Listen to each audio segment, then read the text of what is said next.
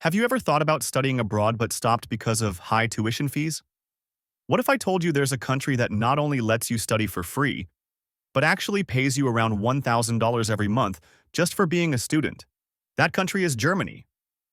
Through scholarships like DAAD and certain university funding programs, international students can receive a monthly stipend to cover living expenses, health insurance, and even travel.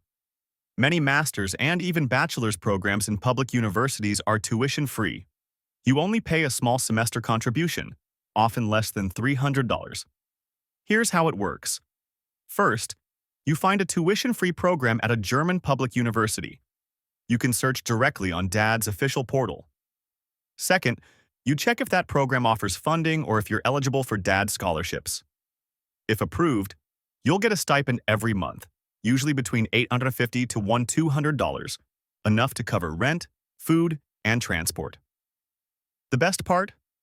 Most programs are taught in English, so you don't even need to speak German to start. So instead of paying to study abroad, imagine getting paid to get your degree. This could be your reality in Germany.